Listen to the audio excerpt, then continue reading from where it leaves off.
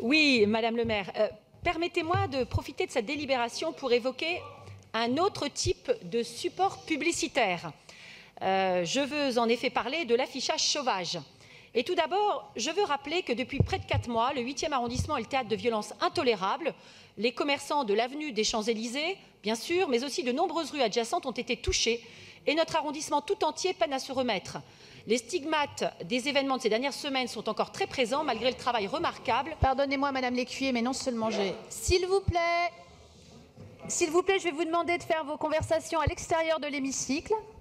Désolée de vous faire remarquer que c'est souvent les voix des femmes qui sont couvertes, donc on va écouter Madame Lécuyer. Merci. Et si c'est vrai... très intéressantes. Donc malgré le travail remarquable des services de propreté de la ville et l'énergie déployée par les commerçants pour reprendre leurs activités le plus rapidement possible. Cependant, un phénomène prend particulièrement de l'ampleur et participe à ce sentiment de décrépitude et de désolation que l'on ne peut s'empêcher de ressentir face à ces innombrables façades de commerce vandalisées ces 4 derniers mois. Il s'agit d'un affichage sauvage particulièrement agressif qui vient recouvrir vitrines de magasins en faillite et plaques en contreplaqué de protection que de nombreux commerçants font le choix de conserver d'une semaine à l'autre pour des raisons financières ou par manque de main-d'œuvre pour les enlever et les remettre.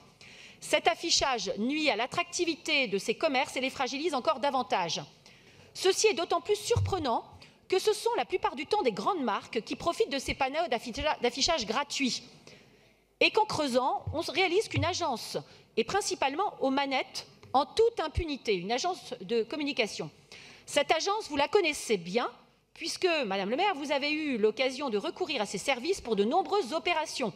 Budget participatif, Femmes en sport, les Pierrots de la nuit, Nuit blanche, Paris Jeunes Talents, Rouler Jeunesse, etc. Il s'agit d'Urban Act, une agence de communication qui se présente comme spécialiste du street marketing et du guérilla marketing. Sur son site internet, Urban Act valorise sans aucun état d'âme son savoir-faire en matière d'affichage sauvage et de détournement de supports urbains. En réalité, il s'agit de s'offrir une campagne gratuite, une campagne de publicité gratuite sur les murs, les devantures de magasins et autres supports publics ou privés, en faisant fi de la pollution visuelle, des nuisances occasionnées et surtout en s'affranchissant des lois. En 2015, vous annonciez intensifier la lutte contre de telles pratiques avec des dépôts de plaintes ou signalements au parquet pour toute infraction. 4 ans après, où en est-on?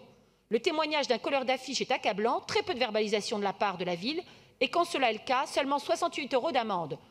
Le seul moyen pour un commerçant d'échapper à une façade recouverte de publicité est de mentionner l'interdiction d'afficher sous peine d'amende sur sa vitrine. Les événements de ces dernières semaines ont fourni quantité de nouveaux terrains de jeu à Urban Act qui profitent de façon indécente des vitrines de commerce en faillite et des palissades de protection contre le vandalisme. Les commerçants ont le sentiment de subir une double peine.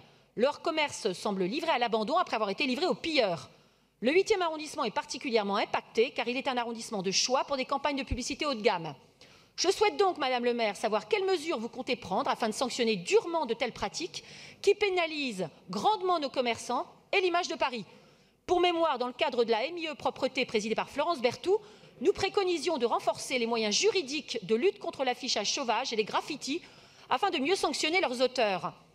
De plus, quels moyens sont mis à disposition des commerçants qui souhaitent faire désafficher leurs vitrines? Comment envisagez-vous de communiquer sur ce sujet? En 2015, vous aviez facturé à des annonceurs des frais de nettoyage. Cette initiative mériterait d'être proposée à tous les commerces concernés par ces pratiques. Et pour finir, peut-être serait-il bon de clarifier vos relations avec l'agence Urban Act, qui semble bénéficier d'une tolérance inappropriée compte tenu de son mode opératoire. Je vous remercie, Madame le maire. Merci.